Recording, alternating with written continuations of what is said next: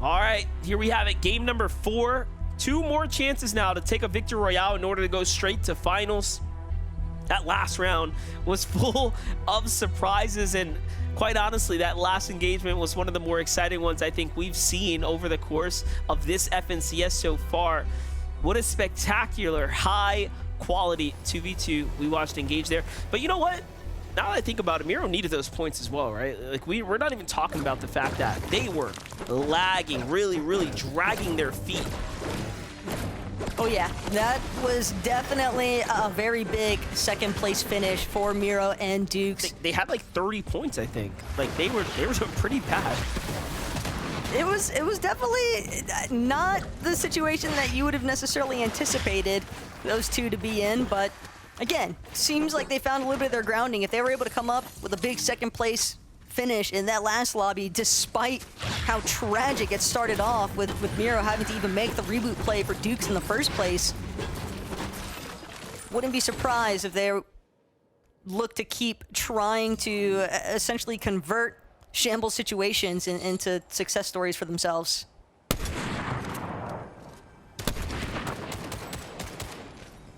Larson, Oliver OG, another team that's also having a pretty difficult time right now, getting close to that top 25 positioning. The Well, it's really is there.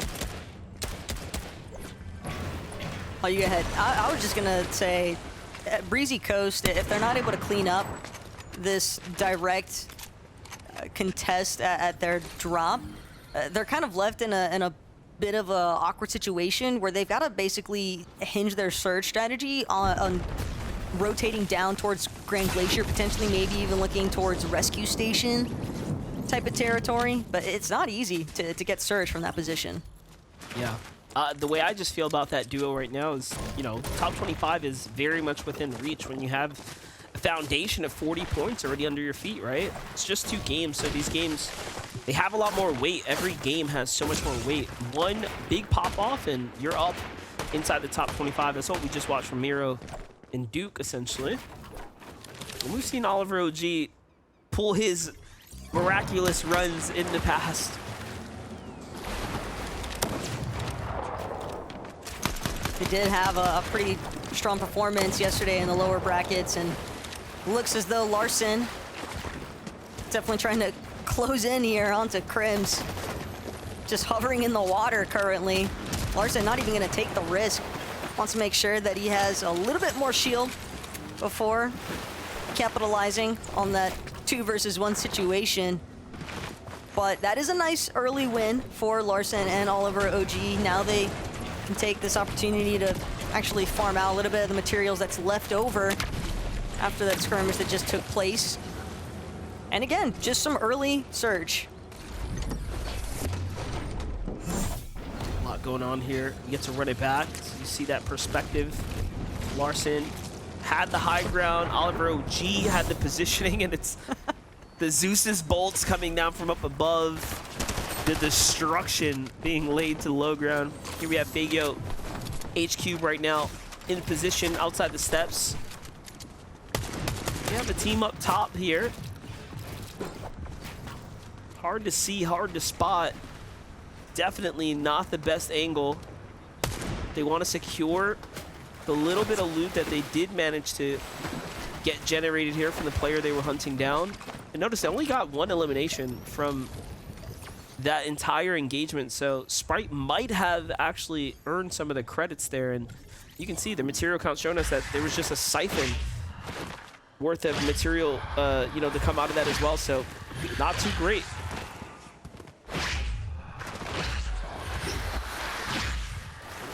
This could be a little bit of a plot though from Kanata and Cooper. Coming out of Kieran's Crossing, they have a tendency to rotate either Underworld or try to look for a third-party opportunity on Grim Gate. And Grim Gate seeming to be a little bit more the direction take, the way that Kanata was headed there. Baka and Pars, on the other hand, they're just trying to ensure that they can close out this next box fight without losing anything in the process. Only a couple of splashes here for Baka, so ideally, Afishy and Hakio might have a little bit more resources that Baka and Pars could benefit off of, carry with them through the rest of this mid-game. But they need to close this fight fast because time to elimination matters in a circumstance where every team surrounding you would love a third-party interference opportunity. Baka and Pars have an excellent track record as far as being contested or taking early game fights are concerned. They are definitely, one of the few in NA that have, I feel like, had a full year of being fully contested and continued to show up and put up numbers in the finals. Definitely a scary team to, take a match against nonetheless. And for Ami Fishy and Hakio here, it's not looking too good as they have kind of lagged behind getting their HP to bounce back. So advantage is fully in the favor of Pars and Baka now. Ammo count, though, not looking too great. Every shot's got to count here for Pars on that Gatekeeper shotgun. And sure enough, he's going to be able to find one elimination. A little bit of an assist there out of Baka. Mayfishy just trying to run for it, but there's nowhere to escape. The launch pad not going to be your bailout opportunity this time. And now Baka, Pars, coming out of the ship-it station. This is very reminiscent towards a lot of the strategies that I would see Savage and Mongrel taking, given that they're a team that also likes to land at ship-it station. But Baka and Pars looking to have a little bit more success with their methods. Locking down some nice early surge. Potentially even going to be able to cut teams off that are on the outskirts, rotating inwards. All is going to depend on how these zones actually decide to pool. Epic Whale and Clix have themselves elimination. I wonder if they have the Lavish Lair uncontested again this time around. If Poppy Blast and crew, they had the decision to make. Remember, they gave up the drop and then just got bodied on their secondary strategy, which did not work. And what is Rapid up to? He's just like dashing around Clix and Epic Whale right now. And you can see they're on high alert now. Not happy about that. Rapid, no Batman Booga in sight. Where's his teammate? Oh, there goes Clix. Hesitates on the shot though, misses his opportunity.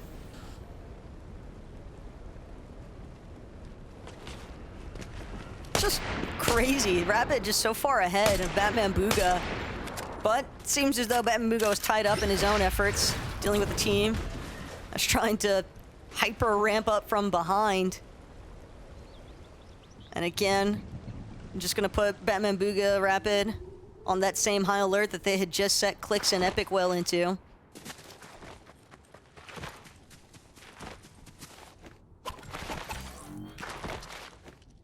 Like how Dukes and Mira are like, all right, we're staying away from big mountains. Just gonna go and do something a little different this game, and they're going straight to the center zone right now. Oh, Miro might have spotted out a duo up top. Zero and Fade here. They're gonna start sliding their way on into this little bit of a messy set of builds. They have two double-sided angle, but no, another team lights up Duke a bit there with that water mythic. It's interesting though, just two teams sitting inside of their boxes while Miro and Dukes are pulling up. And at the same time, Xavi gonna bring Neko back into the battle. Rebels Roost reboot van though, bound to alert some of the other teams in the area. Saw at least one kind of near where Xavi and Neko are at, and not only that, but now they've got to take the time since Neko just got brought back into this. He has to reform. He has to try and get somewhat of an optimal loadout to fight with this rotation inwards. And teams that are hanging around Lavish Lair, they could potentially look to cut off the duo that's stuck at Rebels Roost for the time being. Definitely a bit more calm, though, throughout this lobby so far, MDF, and can't help but think that it's largely just due to the fact that we're looking at our second-to-last match of Upper Bracket Day 2. And many teams, if they weren't able to find success with the Victor Royale in games 1 through 3, are currently just trying to prioritize leaderboard placements in general, because 6th through 25th, that's the next sweet spot to find yourself in if you can't get that actual Victor Royale. Yeah, definitely telling. Look at this. Aiden and Hound find 2 eliminations here. Misses onto Zavi, who was just playing for the pickup here at the reboot van. He thought he was safe and it was all sweet, but like the attraction from the reboot van just brought Aiden and Hound straight to the Rebels' roost. Yep, let's look like the zone's starting to move in now, so they're gonna pick up their spoils of war here and get right on in. This team needs it. Look, they're only at 44 points, right? Yeah, it's definitely a big help finding those eliminations, kind of creating a little bit of a safer rotate as well. But for Hound and Aiden, the current issue is just going to be the fact that with the zone pulling more towards that Underworld Grim Gate side of the map, keep in mind the Rivers of Styx, the Underworld dashes. It's going to be very problematic from this point on to actually try and prevent players from escaping. Just so much survivability that's allowed with the Underworld dashes, and it's just really hard to keep track of where players are actually at. Paco mix in rotation right now, very reminiscent of old original Arkham Dead Side rotates, utilizing a lot of that water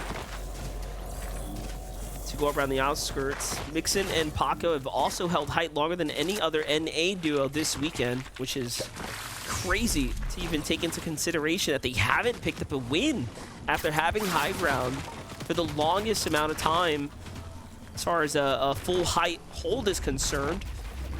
And it makes you wonder, like, could they just time it a little bit better, right? Because that's really what it comes down to.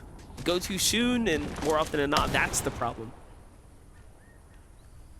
Well, the other thing, too, is even when teams have height in NA, what they don't ever seem to have is builds. And so that could be a big contributing factor for as to why we see so much hot potato essentially being played from the high ground. Batman Booga trying to take advantage of that DMR from inside of his surge base. I like the fact that Batman Booga and Rapid have also split. There at the Underworld, they got a pretty good idea. If a team is going to rotate in from Rebels Roost, they'll be able to spot them out, and there's typically not going to be teams much further than Rebels Roost. Otherwise, you're looking at what, like a Paco and Mixon rotation, but on the north side, and can't say I really expect any of the teams that drop towards that north side of the map to be opting for that sort of strategy. So it's just nice to try and get some surge that way. Yeah, it comes with its own risk, right? Being so far away from other teams. Bryce and Bolts, though, here's a team that we haven't seen much of their early and mid games, I would say, but we have seen a lot of their end games as they have really fought tooth and nail to consistently remain within the top 3. A win feels like it could be all but guaranteed before this weekend's over at some point or another, as they've just kind of figured out, I feel like they've really figured out what they want to do in the mid to early games to pop up and show up so often in the end game. Almost surprised to not see Reet and Ritual at the Rift Island. But Bryce, Bolts, they've got a tango with Shore and Sprite up here now, and Bryce already ate a tag just on the way up, taking that Rift in the first place. So he's definitely going to look for this opportunity to recover his shield. And Victor and B-Dog could be another team to essentially pose a threat currently for Bryce and Bolts. But again, one of the central benefits of being up here on the Rift Island is just knowing that you can re-farm brick and materials in general, no problem. Sprite, though, not going to make it easy for Bryce. I like what Bolts is doing, though, trying to set up a box on the edge of Rift Island. But it has drawn the attention of Sprite and Shore, so he'll have to be wary. He doesn't want to find himself getting chopped out above that many people.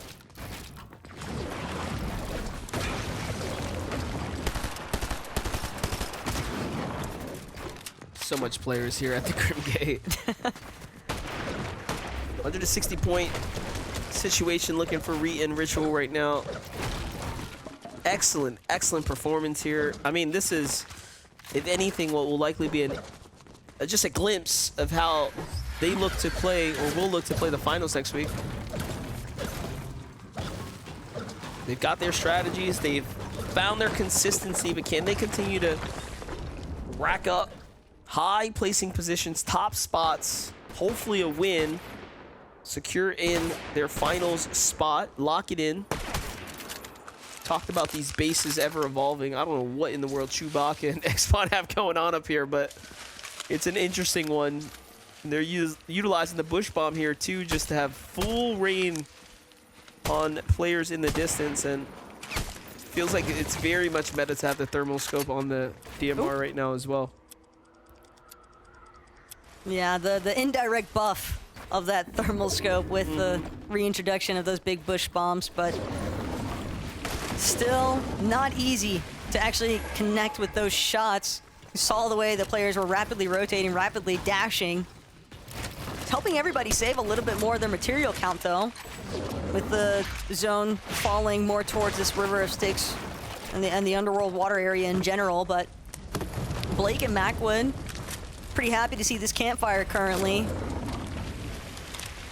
They don't have, at least Blake doesn't have any white heals currently, so this is going to be a very big benefit, a nice setup point to help Blake and Macwood essentially try and propel themselves a little bit closer towards the action. They have managed to secure a slight dead side portion of the zone currently. Yeah, they went from a bad position to a relatively stable one. They still have Flowberry Fizz. They have the underworld river, like just a pond, right? They don't even have to expose themselves to the full river. They have a pond right there that'll give them the effects. So all in all, this should, yeah, start to line up for them. Bak and Pars have found themselves inside the zone pretty comfortably now as well, too. You can see those 2 eliminations definitely send themselves up right as far as damage is concerned. And look, they want to go even more center.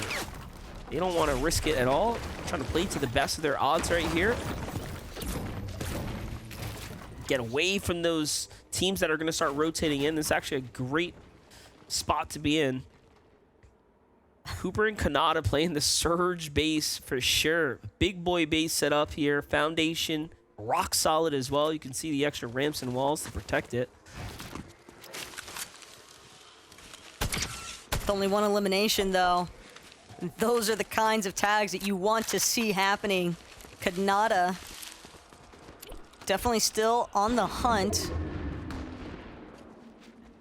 And he's got a really good stronghold here because there's a couple of teams a little bit more towards that wet side coming from near where that bunker location is essentially situated at. But Miro dropped in seconds. Dukes will manage to turn things temporarily.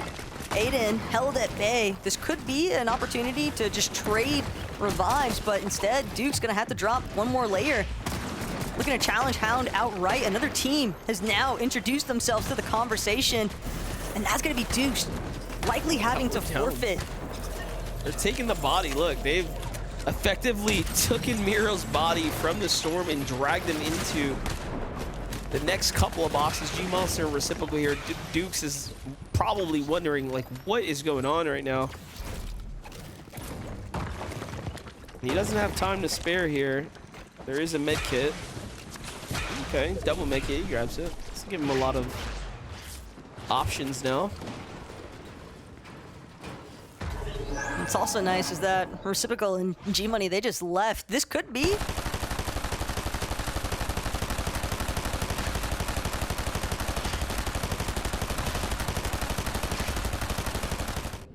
just so fixated on taking each other out. It's just so unfortunate when a third party just intervenes entirely, because now both those teams worse for wear, and I don't even think that was an initially good fight in the first place, considering where they were situated at.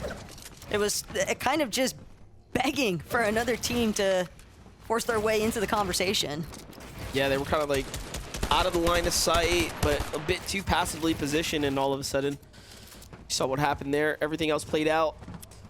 Re and Ritual have had the zone pull directly on top of them time and time again now. The zone goes furthermore into the north side of the Grim Gate here. So it's going to start drawing its way out of the water.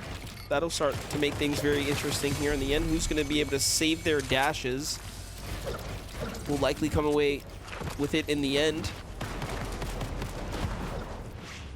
Reed also using the Wings of Icarus as well. Interesting to see how teams are holding on to those. I don't think we've seen them actually come out though, like in full play, but they've the Booga story. Inventory. Booga and Agers, well, primarily just Booga, I think, is going to be the first player on NA at least that comes to mind for Wings of Icarus preference. But yeah, here today, that's definitely kind of a first-timer situation there. But Reed and Ritual always wants to be able to showcase their flexibility and newly developed strats.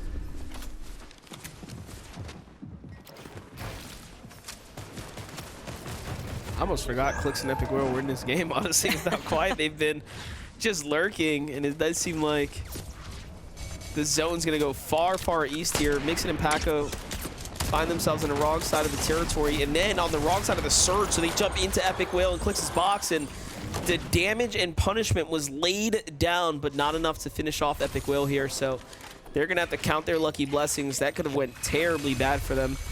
As Paco and Mixon, look at how much loot they delivered. They weren't necessarily desperate just yet. However, they didn't want to wait to chance it out against the Storm. And look at this, Clix and Epic Whale actually needed those elims too. They're only 300 above, and with how healthy Paco and Mixon were, I mean, that's the 400 damage that was just given to them. So crazy how things just line up for them right now. Not Clix's first care package, that's for sure, but right. Hey, you'll never see duos complaining in those kinds of circumstances. Thought for a moment that Rapid and Batman Booga were going to try and ruin Clix and Epic's day. They could have potentially keyed from their position since they were just one box over from where Clix and Epic had previously been at, but the zone pool has got everybody on the go here. A little bit of Flowberry Fizz, regenerate some of the shield. Clix Epic planning their next area of attack, and actually Clix just gonna throw up a couple of small shield potions. Seems like they're content right now to just stick it out on the low ground. They've managed, Clix can tell there's a team holding height right now. Whether he knows it's Baka and Pars is a different situation, but they're good on Surge. So as long as you're safe for the time being, you don't really need to do anything to compromise their current position. They're probably just gonna wait for when the zone actually starts to close to get a move on. Yeah, they have to jump on the zone right here. This is the best spot to be in. Pars and Baka have the height, though. So their decisions to go center and trust in their gut to play for the middle of the Grim Gate has definitely paid off. And I highlighted this team at the start as a team that I genuinely thought was going to dominate in the early game, but it's taken them a little bit to get online. And right now we could be seeing the early signs of what could be them taking the throne from Paco and Mixon for the longest endgame hold if they can do it to win it. It's not going to be easy, though. Baka's already halfway through his material. He's burning a lot to state. Pretty rock solid up top. Sure, definitely in a tough spot. Fade, gonna catch a Fade on the go away there from Shore, but Sprite falling will leave Shore try and play it as a solo. Epic and Clix, though, they found their opportunity. They've been eyeing it out, scoping out the territory, and that's gonna be a force down. Pars abandoning the high ground. Clix more than happy to scoop it out from underneath. And now Clix and Epic, they've got another threat behind them. Sphinx, hello? This is just tragic. Sphinx and threats come out of nowhere, but they get dropped down as the fight breaks out here. Epic Whale and Clix do not want to give this up easily. However, they are, I think, still not maintaining height just yet. Yeah, look at the way Epic Whale's building. He's throwing cones above him here. Not quite sure if there was a team up top, so it cost him a little bit. Kanata and Cooper now look to take height themselves here, and it's just an all-out battle here, and Epic Whale is willing to bolster up and puff his chest out to fight back for it, and he does maintain his position there, and it costs Kanata everything. Now down to 5 mats. Into the box he goes. He needs this refresh, and he gets it, and it's on to Pars. Finishes up what was left of him, and they are right back into the game, but they're in a much worse position than they were before. And I just have to wonder who's on height Link and Zyro were the last to jump, and it seems like they get to reap the rewards of everyone else's struggles. Look, Clix and Epic had already laid down the foundation for most of what's situated up here on High currently. Kanata and Cooper just completely ruining that potential game-winning opportunity there. Oh, look, for no Clix and mats? Epic Whale. And Cooper, yeah, no mats, no life as he gets knocked in the process. Kanata, though, trying to break through into this next box, will manage to pick up a med kit, but again, he is forced to just stay underneath these other builds because with Link and Zyro up top, it's only a matter of time before Kanata gets spotted out. A brief moment though as he picks up a handful of builds, some leftover loot that's fallen from other bodies surrounding him, but Bolt's at the forefront actually on the low ground, and Zyro, he's gonna be forced to drop as well. No materials, but that might just be enough here for Zyro and Link. They just need to find this last player, and Victor might be going for the heal off. Yeah, but he dropped that heal off so early. Like he's trying to jump on over to see what he can do. And it is not going to be enough. Link and Zyro with the most well-timed, to be the most well-timed duo for the high ground take there. Take the win for game number 4, and they walk themselves to finals. And today has been a day of all types of upsets and different stories going down. I was celebrating so soon for Bolts there because it really was looking like they had everything that they needed, but just wasn't going to be enough, Taco. For Lincoln's Iris, it almost seemed like, I don't even know that they necessarily wanted the high ground, right? They managed to just isolate Epic after they recognized, hey, Cooper, Kanata, they've already played spoiler to the fact that Clix and Epic were trying to hold down the high ground. Just talk about patience is a virtue, because Link and Zyro could not have picked a better moment, essentially, to overtake the high ground. At this point, I'm just thinking, how many lower bracket teams? Is this another lower bracket team coming out of nowhere? Zyrobot and Zlink for the game 4? Well, we'll have to find out there. Taco, what a game for sure to unfold here. All types of surprises here for the upper bracket too. Let's go ahead and send it over to Zeke to keep us updated, though, on the standings.